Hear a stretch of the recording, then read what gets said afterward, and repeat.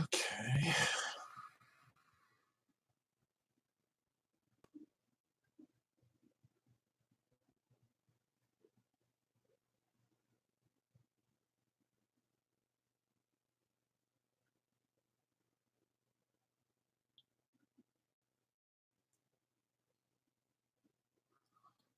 Awesome, Rhonda.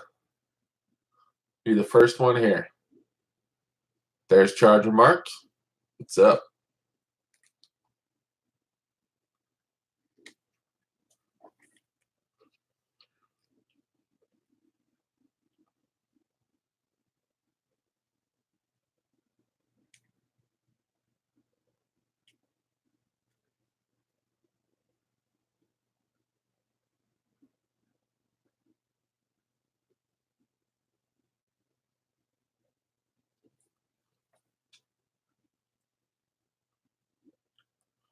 We'll give it another minute or so.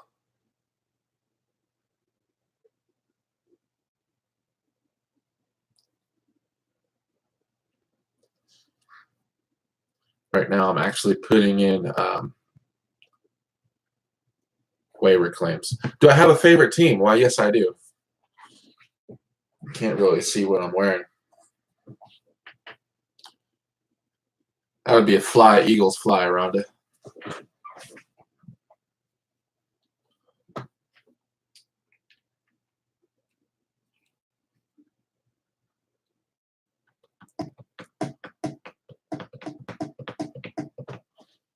You too, huh? You're an Eagles fan? Got good taste.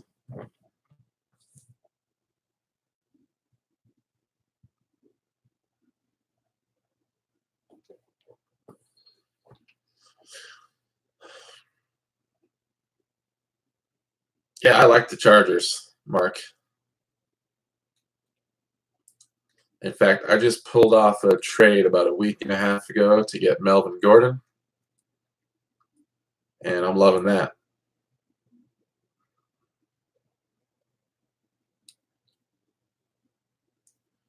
Right now, I'm just looking at waivers.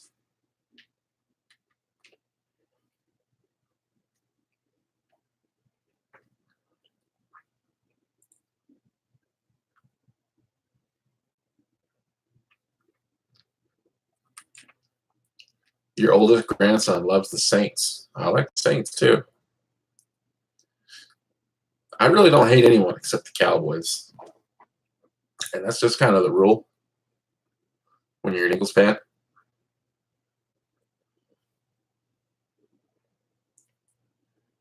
Okay, putting in a claim. Well,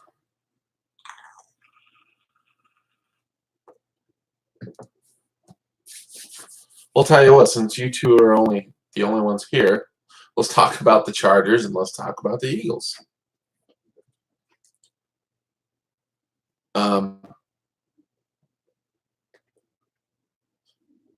The Chargers offense looks really good. Unfortunately, I had to trade Keenan Allen to get Melvin Gordon, but I still am happy with how that trade turned out for me. But Phillip Rivers is just on point right now. In fact,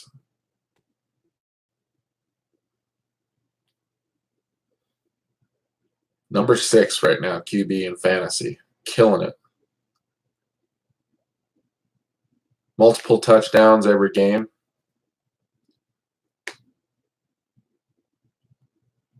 Loving that. Gordon. Melvin Gordon's number 3 running back right now in fantasy. They're just a sleeper. They're winning games. I imagine the Chargers are going to make it to the playoffs. They've kind of felt that way for a few years now, but they've shot themselves in the foot. Losing close games. It's kind of been a Charger thing the last couple of years. Feels a little different this year, so I'm hoping I'm right because I actually really like the Chargers. And I want to see that offense keep going so that my Melvin Gordon keeps paying dividends. No, man, he's balling out. He needs to. He needs to support all those kids he's got. Someone asked it.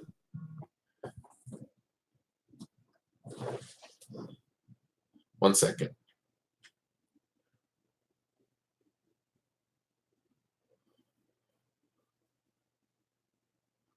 I had to respond to that. Someone asked, what's going on with the Eagles?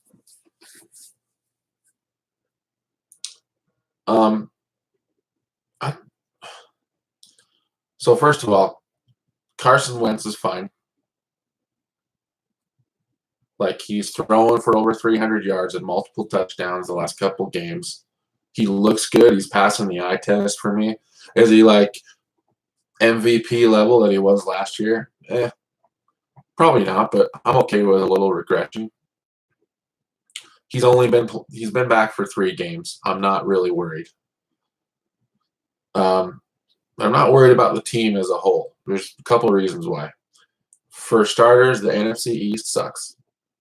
So they're not going to have to win 13 games like they did last year. Before the season, I predicted they'd have probably like a 10-6 type season, 10-6.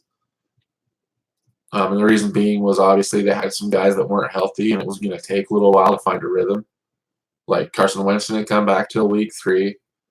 Alshon Jeffrey came back week 4. They still don't have Timmy Jernigan on defense. The one thing that is strange to me, though, is the offensive line is struggling. Like, Carson Wentz has taken a lot of hits.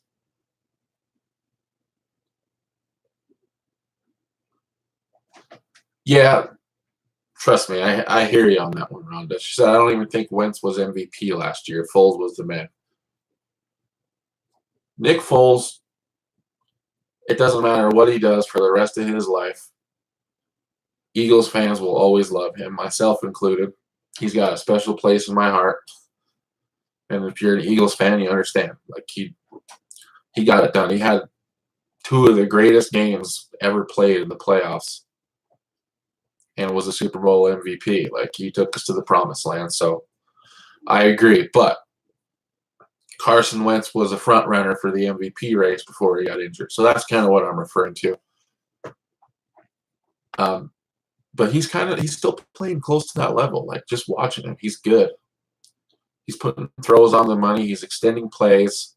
He's scrambling, even, coming off that knee injury. He's doing work. But like I said, the thing that's concerning me with the Eagles is the O-line. That remains to be seen. Pro Football Focus ranked them the #1 offensive line in the preseason, and they haven't been playing like the #1 offensive line. They haven't even been playing like a top 7 or 8 offensive line. So they're going to need to figure that out. But still, the NFC East is struggling as a whole, so I'm not worried about the Eagles. I still think they're the best team in that division. I think they're going to take care of the Giants on Thursday. And I'm not too worried about it. Now, fantasy-wise, Jay Ajayi got put on IR yesterday. I just put in a claim for Corey Clement. But I don't really know. I don't really know what they're going to do. There's been talks of them trading for Le'Veon Bell, LaShawn McCoy. Now even Jordan Howard came out today. I want to put anything past Howie Roseman because he's a wizard and he gets guys. But we'll see. For now, I just decided to put in a claim for Corey Clement because he catches balls out of the backfield. He'll get some carries for sure.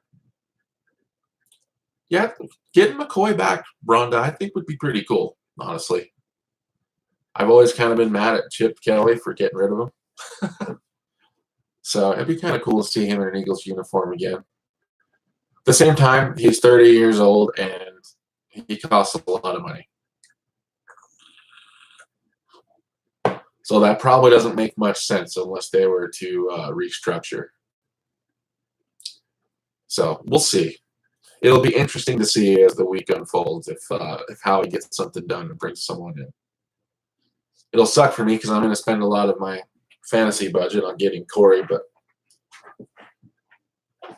the Eagles winning is more important than my fantasy season, always. For those of you that play fantasy, we just talked about trades real quick, and then we'll wrap it up. But I was thinking about this today because there's a guy in my league that's 1-4. He's won 1 game, he's lost 4, and his roster's pretty rough.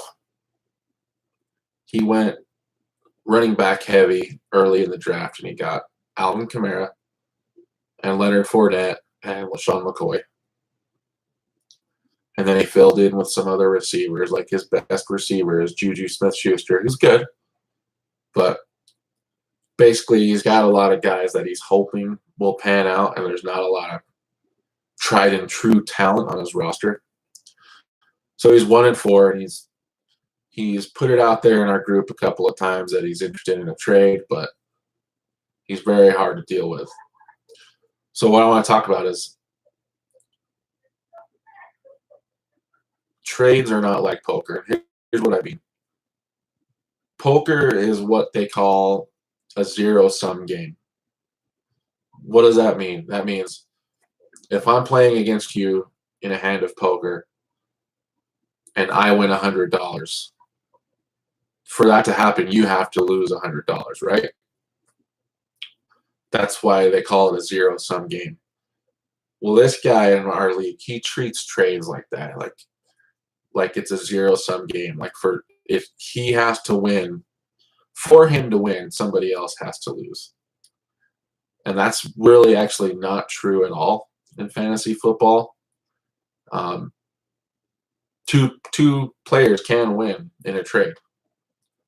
It's just a matter of finding the right players on both sides and coming up with something that benefits both teams. So if you happen to play fantasy football, think about that. Like, look for opportunities. You know, one thing I always zero on when I'm trying to make trades is, you know, first of all, what do I have to offer? And then I'll zero in on teams that have a need that correlates to what I can offer. And then, you know, it's okay to put out an offer that's maybe like, you know, what I'll usually do is my initial offer will be, you know, a little bit less than what I'm really willing to give, because you want to see if maybe you can get out of there a little bit cheaper than you thought. But, you know, expect a counter and see if that counter offer works for you. But try and find something in the middle that everyone can agree on. Trades are your best friend. Waiver wire is your best friend too. More often than not, like a championship team in your fantasy league, that roster is not going to look like what it did on draft day. You know, there will be a handful of players that were drafted, but the rest are acquired through trade and waiver wire pickups. So, but you know, really, the moral of the story is be easy to deal with and work with people that are easy to deal with. If someone's not easy to deal with, you know, just move on, because more than likely you're not going to get a deal that suits you with that person. Anyway, you know what? Good first show for this season. Took me a while to get going this season. Maya had work. You guys probably weren't around last year, but started this with my buddy Jeremiah. He had some work commitments this year that he kind of had to bow out. But I'll have guests. My brothers will definitely be on. You'll see them. We love talking shit about football. And we'll see what else happens. But feels good to rip the Band-Aid off and get it done again. And now we're back in. And so you guys will see me again next week for sure. And if you have any questions about football or fantasy football, get them ready and we'll talk about them next week. But thanks for joining. And I'll see you next week, guys.